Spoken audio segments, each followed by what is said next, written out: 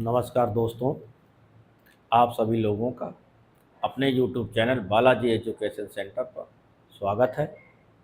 मैं गोविंद सर जी आपको chemical kinetic chapter अध्ययन करा रहा हूं, जिसमें हमने पिछले वीडियो में आपको अपक्रिया का वेग, उससे संबंधित तात्क्षणिक वेग, अपक्रिया का वेग और औसत वेग के बारे में आपको बताया था। ठीक है, उसी को आगे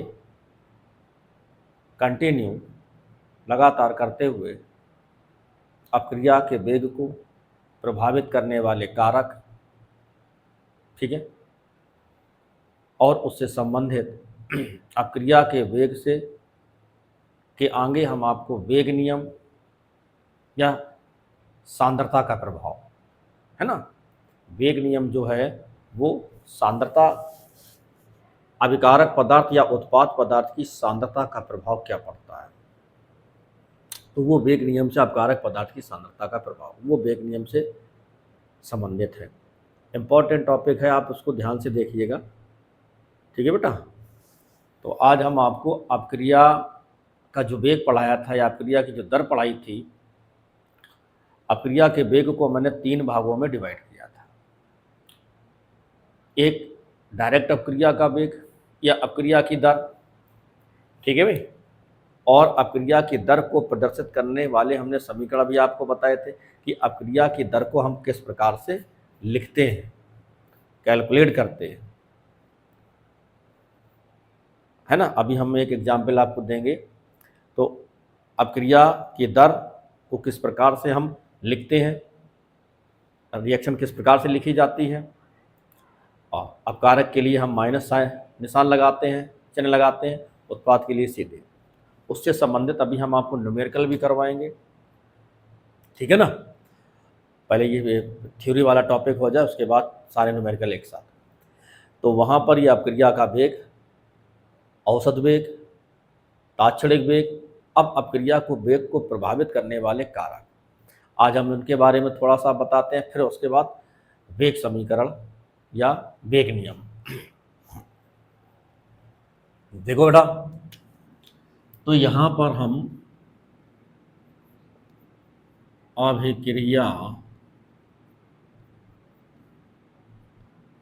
के वेग या दर को प्रभावित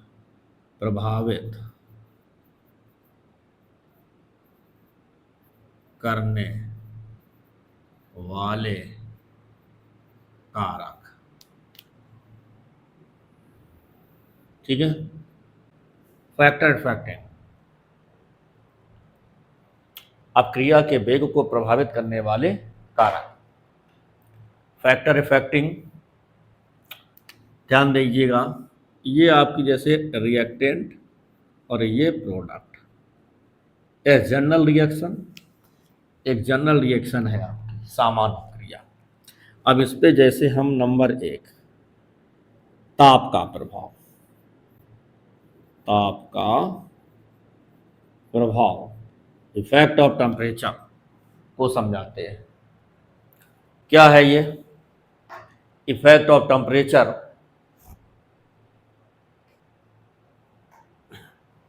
देखिए, ताप का प्रभाव, effect of temperature, effect of temperature, ये तो कोई भी आप रिएक्शन, रासायनिक अपक्रिया जब करवाते हो, तो रासायनिक अपक्रिया में ये अभिकारक पदार्थ है, ये उत्पाद है, ठीक है। ताप का हम प्रभाव डालते हैं, वो ध्यान समझना है। तो जैसे ही हम ताप का प्रभाव डालेंगे, यानी ताप अधिक करेंगे, सपोज दैट, तो यहाँ पर अभिकारक अणुओं के बीच टक्करों की संख्या बढ़ेगी, और अभिकारक अणुओं की टक्करों की संख्या जितनी ज्यादा होगी, उतने सक्रिय अणुओं की संख्या बढ़ेगी। बात समझ में आ रही है? टक्करवाद का सिद्धांत। इसी में है, आगे है, लेकिन थोड़ा सा आप समझ लो कि जैसे कोई भी रासायनिक अपक्रिया हम संपन्न कराते हैं और रासायनिक अपक्रिया को संपन्न कराते समय अब हम यहाँ पर बोल रहे हैं कि अपक्रिया का वेग, भाई ये आपका अभिकारक पदार्थ है, उत्पाद में बदल रहा है, तो अभिकारक पदार्थ उत्पाद में किस दर से बदल रहा है, उसका वेग क्या है, और फिर उस वेग को प्रभावित करने वाले कारक, भाई ये दर है, अपकारक उत्पाद में बदल रहा है, किसी ना किसी वेग से तो परिवर्तित हो ही रहा है। बात समझ में आ रही है? किसी न किसी वेग से तो परिवर्तित हो ही रहा है। अब उस पर हम इफेक्ट ऑफ टेम्परेचर करते हैं। तो नंबर 1, ताप अधिक करने पर, ताप अधिक मतलब ताप बढ़ा दिया, जब हम ताप बढ़ा देंगे तो अभिकारक जो अणु है, अपकारक कोई एक अणु तो होता नहीं है, उसमें अपकारक जो अणु है परस्पर टकराते हैं, और जितनी ज़्यादा संख्या में वो टकराते हैं तो उतने उसमें टक्करों की संख्या जितनी बढ़ेगी, टक्करवाद सिद्धांत के आधार पर, तो जितनी टक्कर होंगी उतनी उसमें सक्रिय अणु बनेंगे, और जितने ज़्यादा सक्रिय अणु बनेंगे उतनी ज़्यादा उत्पाद बनने के चांस होते हैं। आ रही बात समझ में?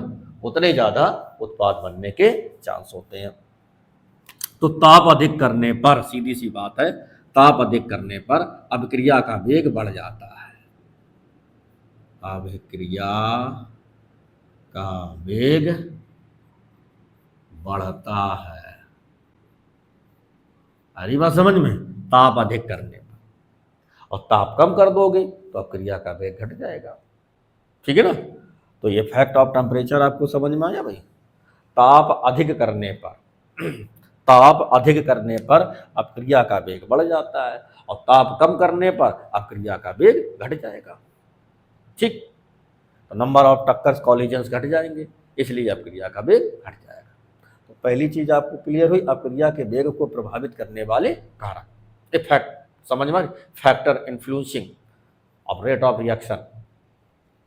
तो यहां पर अभिक्रिया के वेग को प्रभावित करने वाले कारक। नेक्स्ट, तो ये हो गया आपका ताप का प्रभाव। किसका प्रभाव हो गया भाई? ताप का प्रभाव। नेक्स्ट देखो, आ रहा होगा समझ में, ताप का प्रभाव।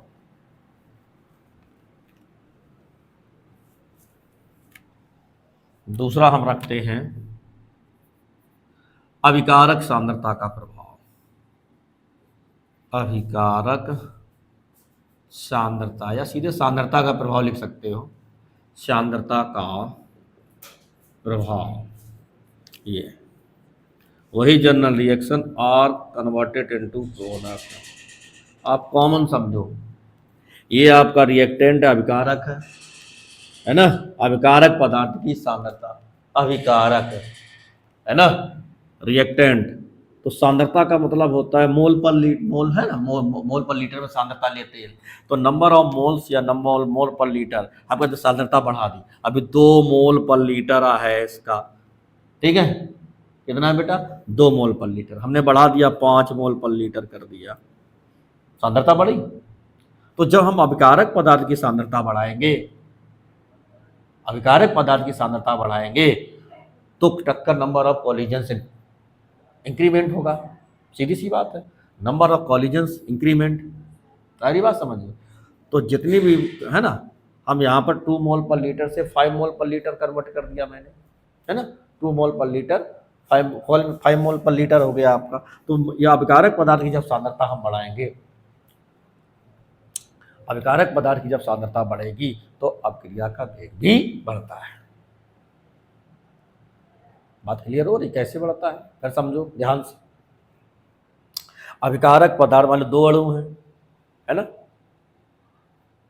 बात हमें समझ में आ रही है? 2 अणु हैं तो टक्कर कम हुई, केवल एक ही टक्कर हुई। जब 2 से ज़्यादा अणु होंगे तो टक्कर बढ़ेगी, नंबर ऑफ कॉलिजन्स बढ़ेगा। जब नंबर ऑफ कॉलिजन्स बढ़ेगा आपका, है ना, तो नंबर ऑफ कॉलिजन्स बढ़ेगा, अभी हमने पीछे बताया था कि नंबर ऑफ कॉलिजन्स जब बढ़ता है, टक्करों की संख्या बढ़ती है, तो उत्पाद बनने के चांस उतने ही बढ़ जाते हैं। उत्पाद ज़्यादा बनेगा, और उत्पाद ज़्यादा बनेगा इसका मतलब अभिक्रिया का वेग में वृद्धि हो जाएगी। तो यहाँ पर अभिकारक की सांद्रता, है ना, अभिकारक की सांद्रता अगर बढ़ाते हैं, अभिकारक की सांद्रता बढ़ाने पर अपक्रिया के वेग में वृद्धि होती है, अभिक्रिया के वेग में वृद्धि होती है। ठीक है, अगर इसको घटा दिया जाए तो नंबर ऑफ कोलिजन्स घट जाएंगे। ठीक है, तो अपक्रिया का वेग भी घट जाएगा। ठीक, बात समझ में आ रही है? दो कंडीशन हमने आपको बताए, सिमिलैरिटीज है, ज़्यादा अंतर नहीं है, लेकिन फिर भी आपको याद रखना है। इफेक्ट ऑफ टेम्परेचर, टेम्परेचर बढ़ाओगे अपकारक पदार्थों के अणुओं में टक्करों की संख्या बढ़ेगी, टक्कर का संबंध यहाँ भी है, और जितना ज़्यादा टक्करों की संख्या बढ़ेगी उतनी सक्रिय अणु बनेंगे, और जितने ज़्यादा सक्रिय अणु बनेंगे उतनी ज़्यादा उत्पाद बनने के चांस होते हैं, अर्थात वेलोसिटी ऑफ रिएक्शन बढ़ जाएगी या रेट ऑफ रिएक्शन बढ़ जाएगी। नेक्स्ट में हमने क्या बताया, अभिकारक सांद्रता का प्रभाव, अभिकारक पदार्थ की सांद्रता, तो इसकी सांद्रता बढ़ाओगे 2 मोल से 10 मोल कर दो, है भीड़ बढ़ी धक्का मुक्की बढ़े, और जब धक्का मुक्की बढ़े है तो उतनी ज़्यादा टक्कर होगी, उतना ही ज़्यादा उत्पाद बनेगा। आ रही बात समझ में? तो ये भी आपका सिस्टम सही है, क्लियर है भाई? ये आपका अपकारक पदार्थ की सांद्रता का प्रभाव। नेक्स्ट, अब जैसे मान लीजिए ये अपकारक पदार्थ की सांद्रता का प्रभाव है ना, अभिकारक पदार्थ की सांद्रता, ताप का प्रभाव। अब जैसे इसी से संबंधित एक और पॉइंट है, अभिकारक सांद्रता या अभिकारक पदार्थ की प्रकृति।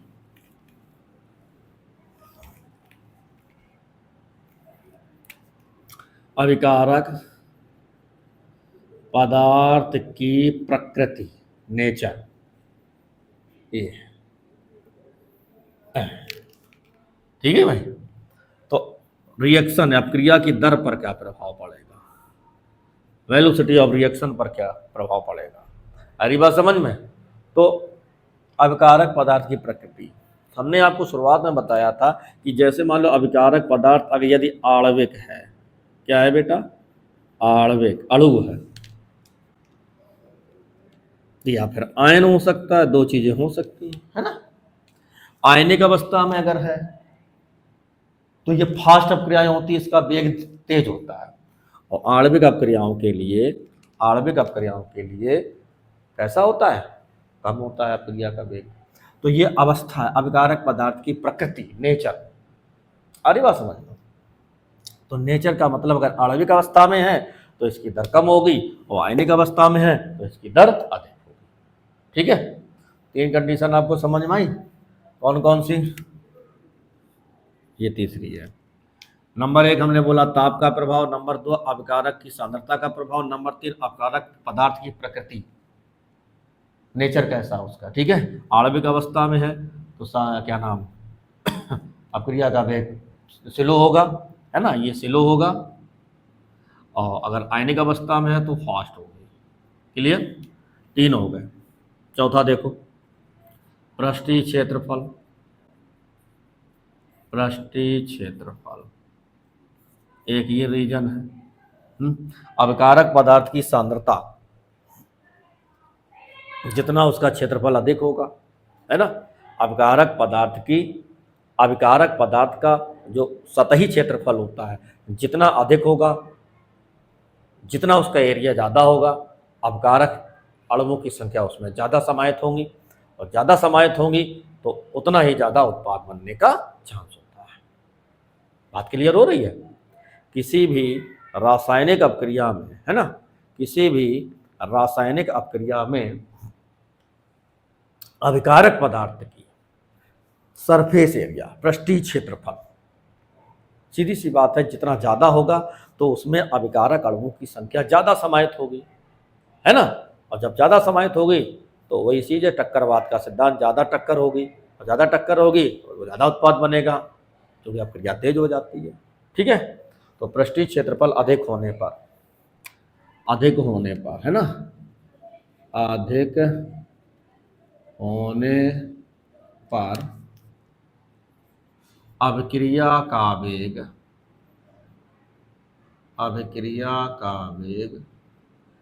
बढ़ता है। ठीक है, ये आपका पृष्ठीय क्षेत्रफल हो गया 4th नंबर, ये 3rd नंबर। ठीक है, 3-4 हमने आपको फैक्टर इन्फ्लुएंसिंग पढ़ाया, नेक्स्ट समझ में आ रहे होंगे आपको, है ना। अपक्रिया के वेग को प्रभावित करने वाले कारक। नेक्स्ट देखिए,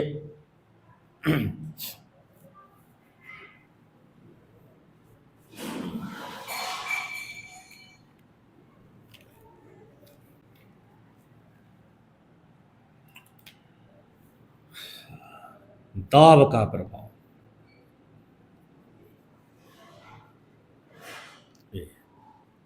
इफेक्ट ऑफ प्रेशर, ठीक है भाई। तो दाब का प्रभाव, यदि रासायनिक अपक्रिया गैसीय प्रावस्था में है तो दाब का प्रभाव इसमें पड़ता है, और गैसीय प्रावस्था में नहीं है ना, ठोस अवस्था में है या द्रव अवस्था में है, तो फिर ये गैसीय दाब का इस पर कोई प्रभाव नहीं पड़ता। पहली बात ध्यान से सुनो, हम क्या बोल रहे हैं। तो दाब का प्रभाव केवल गैस प्रावस्था में उपस्थित रासायनिक अपक्रियाओं के लिए है।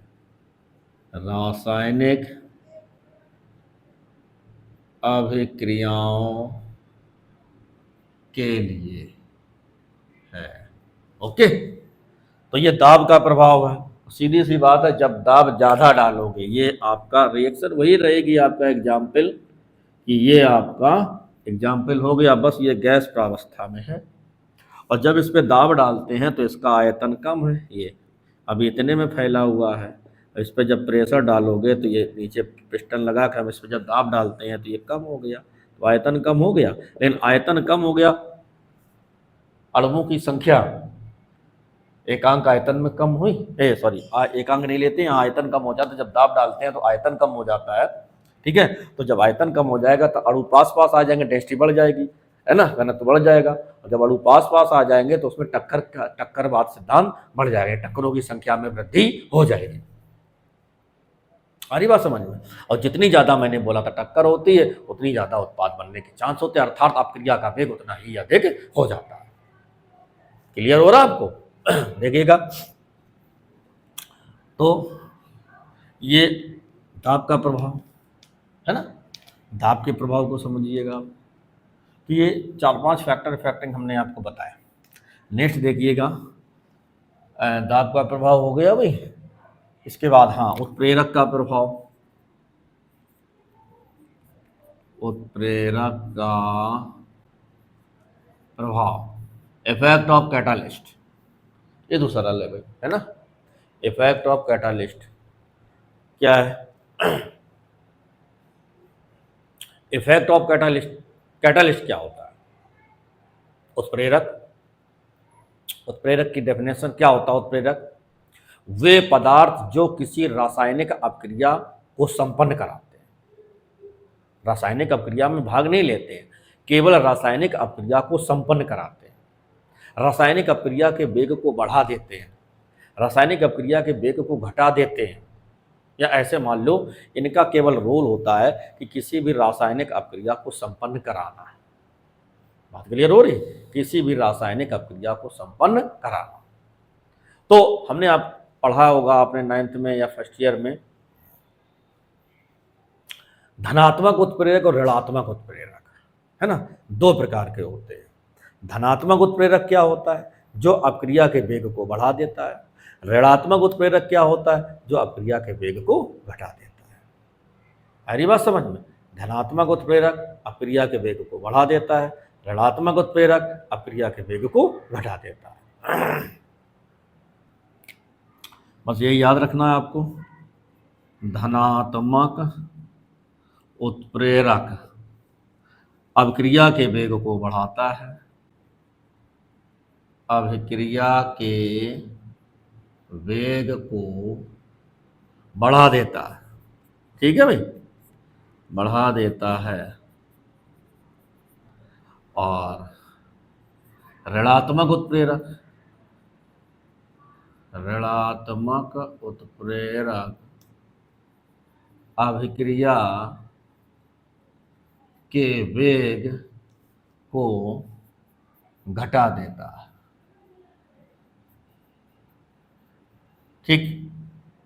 ये आपके हमने आपको अपक्रिया के वेग को प्रभावित करने वाले कारक होता है।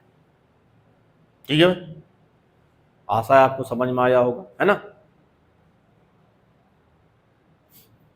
जिनको नहीं समझ में आया पुनः वीडियो देख सकते हैं, देखना ध्यान से।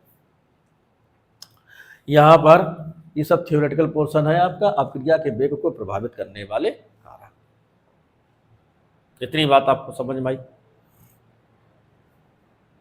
तो ये आपका हो गया दाब का प्रभाव, ताप का प्रभाव, है ना, और सांद्रता का प्रभाव, अपकारक पदार्थ की प्रकृति कैसी है, और उत्प्रेरक का प्रभाव। ठीक है भाई, इतनी चीज़ें हमने आपको क्लियर कराई। अब देखिएगा, हमने आपको बताया कि इसी में अपक्रिया के वेग वाला पोर्शन क्लियर हुआ। इसी के आगे हम चलाते हैं अभिकारक पदार्थ की सांद्रता पर निर्भरता, है ना, वेग नियम।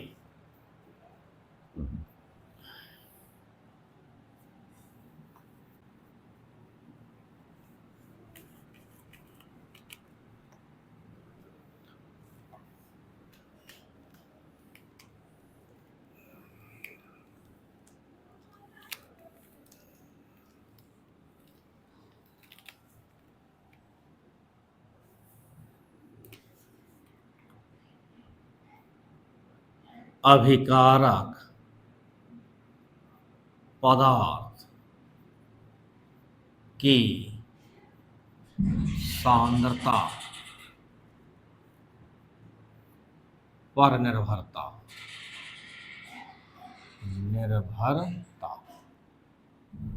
ठीक है, सांद्रण पर निर्भरता। आ रही बात भाई समझ में। तो इतनी चीज आपको क्लियर हुई होगी, सांद्रता पर निर्भरता। देखिएगा,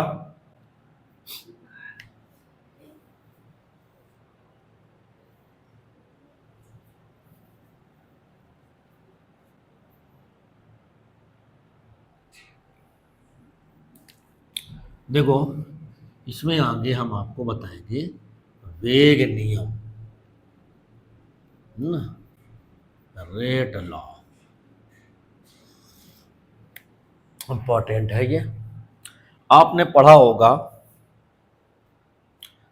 कक्षा 11 में द्रव अनुपाती क्रिया का नियम। ठीक है भाई, क्या बताया गया था उसमें? किसी भी रासायनिक अपक्रिया की क्रिया करने की दर, है ना, किसी भी रासायनिक अपक्रिया की क्रिया करने की दर अभिकारक पदार्थों के मोलर सांद्रताओं के गुणनफल के समानुपाती होता है, ये बताया था। द्रव अनुपाती क्रिया के नियमानुसार, जैसे हमें एक एग्जाम्पल लेते हैं, एक जनरल एग्जाम्पल हमने लिया, ए मल्टी गुणांक ए, बी गुणांक बी और सी गुणांक सी, और बराबर उत्पाद, प्रोडक्ट से यहाँ पर कोई मतलब नहीं, पदार्थ की सांद्रता, अभिकारक पदार्थ की सांद्रता पर निर्भरता। ठीक है, ये एक जनरल इक्वेशन है, और इस जनरल इक्वेशन में हम स्टैच्यूमेट्रिक अवस्था को दर्शाते हैं। स्टैच्यूमेट्रिक जो अवस्था होती है वो द्रव अनुपाती क्रिया के नियमानुसार दर्शाई जाती है, और नॉन स्टैच्यूमेट्रिक जो रिएक्शन होती है वो वेग नियम के आधार पर दर्शाई जाती है। अब देखिएगा स्टैच्यूमेट्रिक क्या होता है, समस्या मतलब जो दिख रहा है ना, वास्तव में उसी को दर्शाया जाए। अब द्रव अनुपाती क्रिया के नियमानुसार, द्रव्य अनुपाती क्रिया के नियमानुसार, ठीक है, रेट बराबर के इंटू ए का गुणांक कितना है ए, तो जो गुणांक दिख रहा है वही गुणांक आप चढ़ाओगे। इसको वेग लिख सकते हैं हिंदी में, ए, और बी का गुणांक क्या है बी, तो पावर बी, और सी का गुणांक क्या है सी, तो पावर सी। ठीक है भाई, के हटा दोगे समानुपाती हो जाएगा, सीधे ऐसे करके लिखा जाता है, ऐसे लिखा जाता है। क्या बोला अभी मैंने परिभाषा? द्रव अनुपाती क्रिया के नियमानुसार किसी भी रासायनिक अपक्रिया की दर अभिकारक पदार्थों के मोलर सांद्रताओं की, बड़े ब्रैकेट का मतलब होता है मोलर सांद्रता, मोलर सांद्रताओं के गुणनफल के समानुपाती होता है। ठीक है, और बराबर करोगे तो कांस्टेंट आ जाता है। क्या आ जाता है बच्चा? कांस्टेंट। तो बराबरी कर दे रहे सीधे एक के। ये आपका द्रव अनुपाती क्रिया के नियमानुसार समीकरण बना। इतनी बात आपको समझ में आ रही है ना? तो ये द्रव अनुपाती क्रिया का नियमानुसार समीकरण बना। अब इसी समीकरण को यदि हम वेग नियम के आधार पर समझाते हैं, वेग नियम क्या है? निर्भरता, अभिकारक पदार्थ की सांद्रता पर निर्भरता।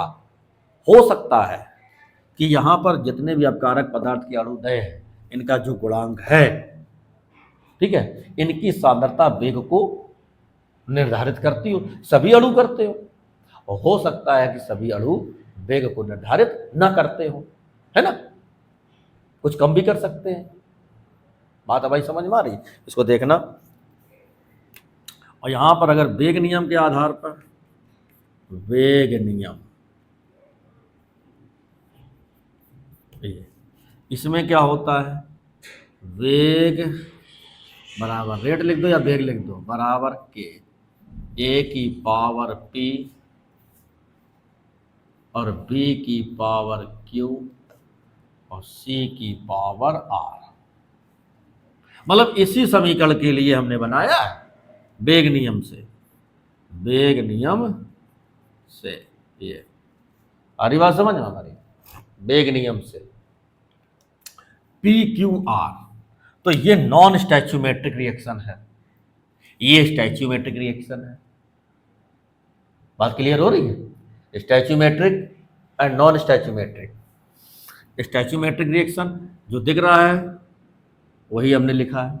यहां पर देखो गुणांक ए बी सी हैं, जैसे ए का गुणा ए, मान लो कि इसके दो अणु हैं, ए के दो अणु हैं, है ना? तो हमने पावर 2 चढ़ा दी। लेकिन वेग नियम ये कहता है जरूरी नहीं है कि ए के दो अणु हैं, दो अणु अपक्रिया के वेग को निर्धारित करते हो, कम भी कर सकते हैं, ज्यादा भी कर सकते हैं। तो ये प्रयोगात्मक मान पर सिद्ध करता है। किस पर निर्भर करता है? प्रयोगात्मक मान पर, है ना? बात समझ में आ रही है? तो इसका जरूरी नहीं कि ए, तो हम यहां पर इस ए की जगह लिख देते हैं क्या? पी। मतलब कुछ भी हो सकता है ना? ऐसे ही बी की जगह हम लिख देते हैं क्यू और सी की जगह लिख देते हैं आर। तो पी क्यू आर से रिप्रेजेंट करते हैं, ठीक है ना? यहां पर जो आपका गुणांक है वो पावर में कन्वर्ट किया जाता है, और जबकि अपक्रिया के वेग में जो गुणांक होता है वो आपका पावर में नहीं, बटे में जाता है नीचे, है ना? वो अपक्रिया का वेग है, ये वेग नियम है, अंतर है दोनों में। तो ये आपका वेग नियम है। तो वेग नियम के आधार पर ये आपका जो इक्वेशन बनता है। अब इसकी, तो ये हमने आपको बिल्कुल डायरेक्टली वे में समझाया हुआ है ना? ज़्यादा टाइम ना लेते हुए ध्यान से देखो कि यहाँ पर कि जैसे कोई भी रासायनिक समीकरण है और उसका हमें अभिकारक पदार्थ की सांद्रता पर निर्भरता को समझाना है, तो दो तरीके से समझाते हैं। एक हम समझाते हैं किसके आधार पर? द्रव अनुपाती क्रिया के नियमानुसार, ठीक है? द्रव अनुपाती क्रिया के नियमानुसार। और दूसरा वेग नियम के आधार पर। तो वेग नियम, क्योंकि वेग नियम से संबंधित अभी आप क्रिया की कोटि पढ़ाई जाती है, तो यहाँ पर क्या इसकी परिभाषा होती है कि वेग नियम के आधार पर वह गणितीय व्यंजक, है ना, जिसमें अभिकारक पदार्थ का प्रयोगात्मक मान, है ना, जिसमें अभिकारक पदार्थ का प्रयोगात्मक मान अभिक्रिया के वेग को निर्धारित करता है। बात भाई समझ में आ रही है? यहाँ पर तो अभिकारक पदार्थ का प्रयोगात्मक मान है ये जो पी क्यू आर है। ये क्या है? अभिकारक पदार्थ का प्रयोगात्मक मान, एक्सपेरिमेंटल वैल्यू। तो प्रयोगात्मक मान, अब कितना हिस्सा इसका अपक्रिया के वेग को निर्धारित कर रहा है कोई निश्चित नहीं है ना? मैंने बोला जैसे मान लो 10 अणु है तो 3 भी कर सकते हैं, 4 भी कर सकते हैं, 5 भी कर सकते हैं। अरे बात समझ में, है ना? तो ऐसे समझो कि जैसे मान लीजिए घर में 10 लोग हैं और टोटल कैंडिडेट मान लो 10 हैं, लेकिन कमाने कितने जाते हैं? 4 लोग। तो ये प्रयोगात्मक मान हो गया कि 10 में 4 है ना, 10 में जो 4 हैं उन पर पूरा परिवार निर्भर करता है। उसी प्रकार से यहां पर अभिकारक पदार्थ के कितने अणु अक्रिया के वेग को निर्धारित करते हैं।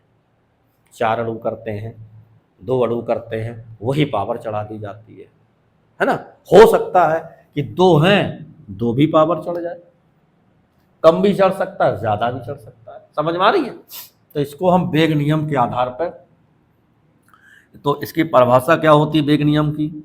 वह गणितीय व्यंजक है ना, वह गणितीय व्यंजक जिसमें अभिकारक पदार्थ की मोलर सांद्रता का प्रयोगात्मक मान अभिक्रिया के वेग को निर्धारित करता है। सारी बात समझ में?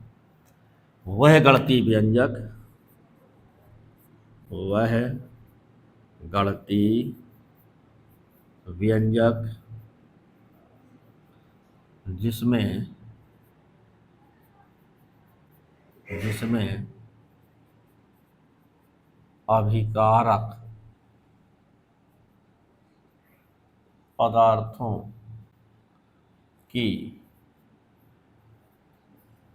मोलर सांद्रता का प्रयोगात्मक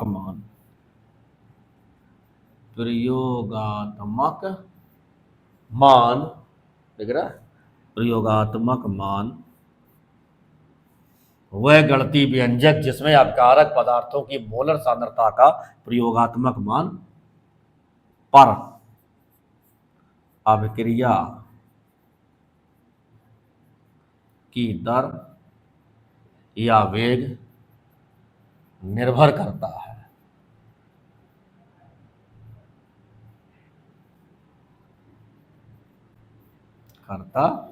वेग नियम कहलाता है।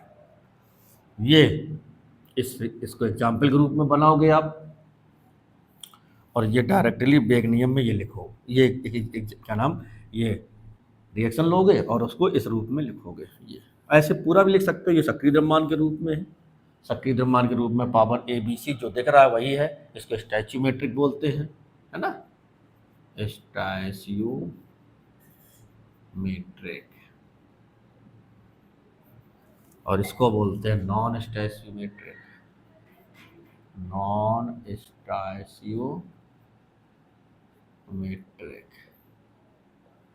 रिएक्शन। आ रही बात समझ में? तो स्टैच्यूमेट्रिक एंड नॉन स्टैच्यूमेट्रिक रिएक्शन, ये चीज़ क्लियर हो रही है आपको? तो वेग नियम आपको समझ में आया होगा मेरे ख्याल से, है ना। यहाँ पर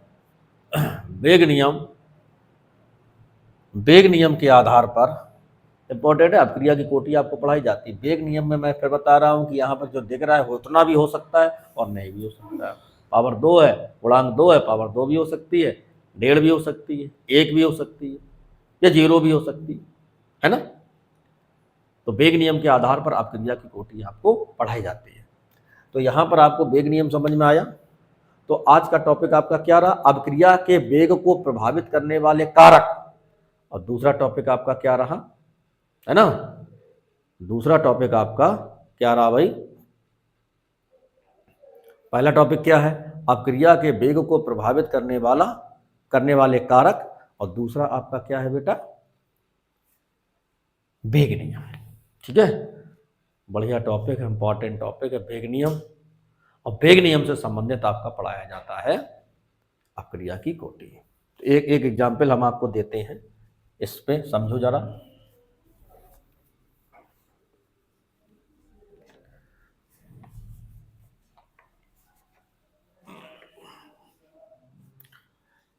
जैसे ये एग्जाम्पल है H2 + Cl2 and presence of light और ट्वाइस HCl।